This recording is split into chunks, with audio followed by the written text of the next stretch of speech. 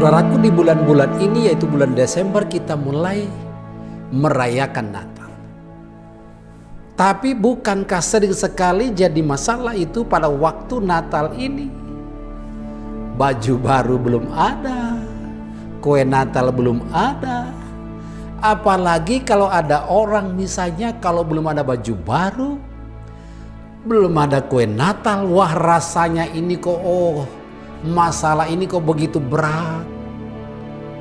Jadi sebenarnya tergantung kepada hati dan pikiran Anda. Ada orang membesar-besarkan masalah. Nggak ada kue Natal aja udah bingung. Wah rasanya kok dunia ini sudah runtuh. Nggak ada pakaian baru. Rasanya kok benar-benar ya saya Natal ini kok sepi banget. Bahkan yang lebih parahnya ada orang masalahnya kecil, membesar-besarkan masalah, bahkan masalah itu bisa disebut badai. Tetapi hari ini mari kita merubah konsep kita. Bahwa masalah itu sebenarnya kecil dibandingkan Tuhan kita yang besar. Jadi jangan sampai kita mengatakan, wah ini masalah saya besar banget nih. Badai rumah tangga saya, pergumulan saya besar banget seperti badai. Seharusnya Anda berkata, hai masalahku, hai badai kehidupanku, engkau kecil dibandingkan dengan Tuhan saya yang besar. Jadi kasih tahu masalah kita bahwa Tuhan itu lebih besar daripada persoalan kita. Tapi sering kita itu wah badai kehidupan saya, badai keluarga saya begitu besar. Bahkan sekarang ini Anda sudah mulai sibuk pasang pohon Natal, pohon terang, ada lampu-lampu yang berkilau, kelap-kelip. Jadi di bulan Desember ini mari kita sambut Natal ini dengan sukacita, damai sejahtera. Karena kita memahami bahwa Tuhan kita lebih besar daripada persoalan hidup kita. Adakah di antara Bapak Ibu Saudara kekasih Tuhan merasa bahwa ketika memasuki bulan Desember ini ada banyak sekali kebutuhan? Sepertinya ini badai besar dalam kehidupan saya. Sehingga pada waktu Anda berpikir seperti itu, maka Anda akan alami. Tapi sesungguhnya seharusnya Anda berkata bahwa kecil masalah, kecil masalah. Saya bisa melewati karena Tuhan yang saya sembah adalah Tuhan yang luar biasa. Jadi kalau kita sanggup melewati hidup ini, adalah apa? Adalah karena pekerjaan Tuhan. Jadi kalau Anda bisa melewati hidup ini di bulan Desember ini adalah karena pekerjaan Tuhan. Dari Januari 2021 sampai dengan kita memasuki bulan Desember ini, kalau kita bisa melewatinya, melewati tantangan, melewati persoalan ini, oleh karena apa? Oleh karena Tuhan. Mari kita lihat di dalam 2 Korintus pasal yang ketiga ayat 5. Dengan diri kami sendiri kami tidak sanggup untuk memperhitungkan sesuatu seolah-olah pekerjaan kami sendiri. Tidak, kesanggupan kami adalah pekerjaan Allah. Jadi kekasih Tuhan, kesanggupan kita adalah pekerjaan Tuhan, pekerjaan Allah.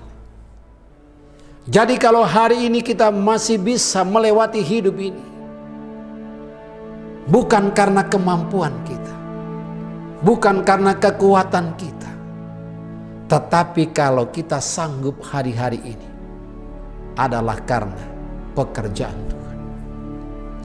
Anda bisa membayangkan apa yang terjadi selama pandemi sampai kepada bulan Desember ini. Seharusnya kita mengucap syukur banget.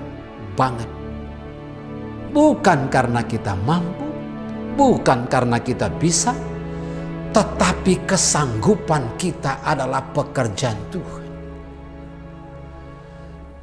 Kalau kesanggupan kita adalah pekerjaan Tuhan, maka di masa-masa Natal ini layaklah kita mengucap syukur.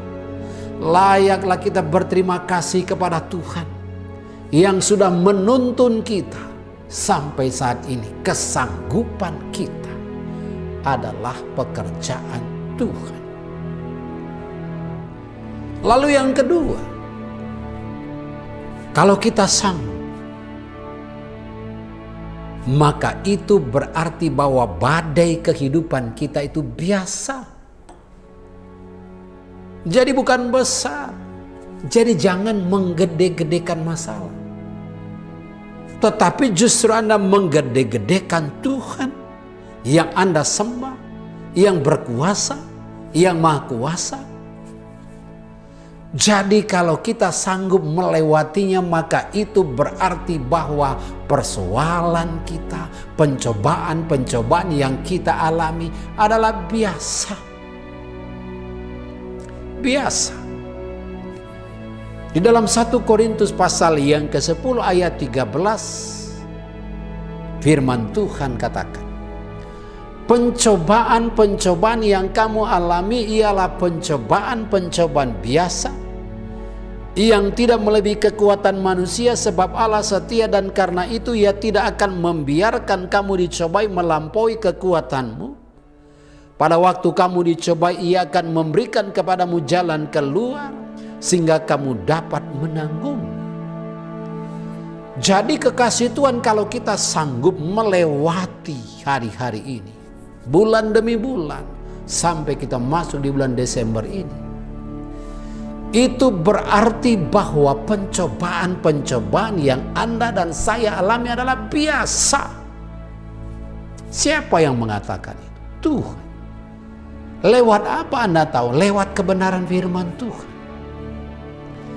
Tetapi kenapa ada banyak orang berkata bahwa masalah saya besar, persoalan saya besar, pergumulan saya besar. Itu namanya membesar-besarkan masalah.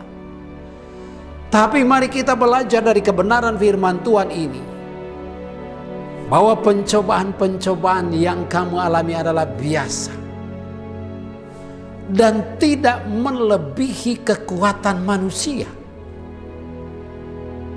Coba lihat dulu kanan kiri saudara, apakah yang ada dalam rumah saudara, dalam pekerjaan saudara, manusia.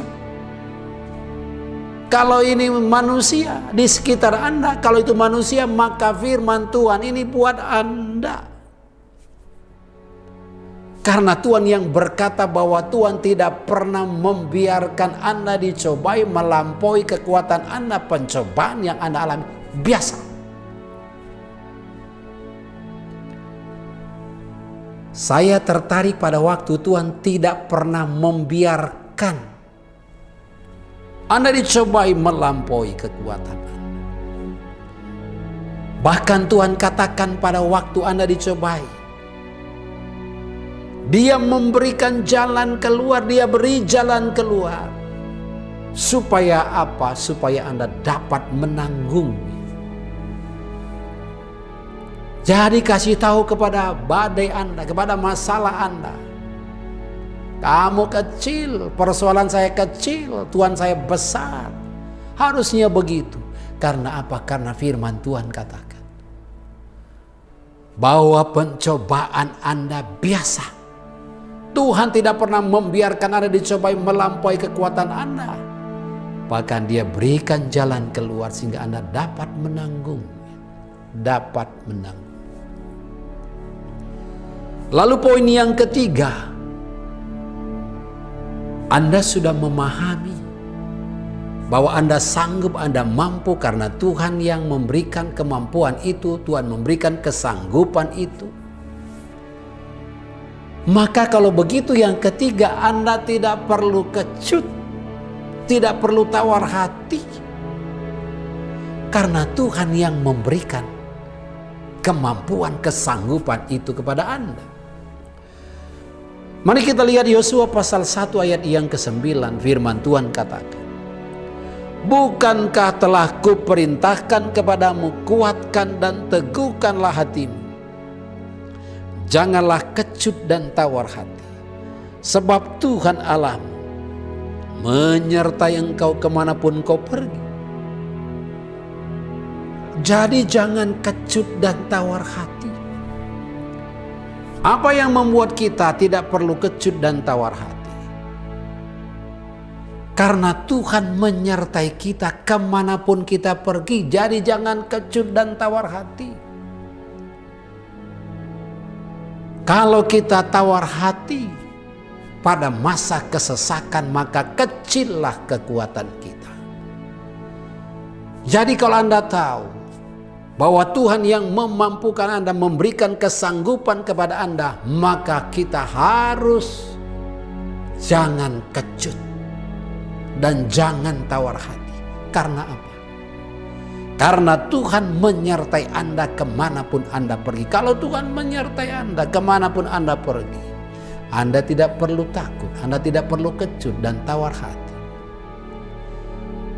Beberapa waktu yang lalu, saya pernah membagikan Filipi pasal 4 ayat yang ke-13 berkata, segala perkara dapat kutanggung di dalam Tuhan yang memberikan kekuatan kepadaku. Segala perkara.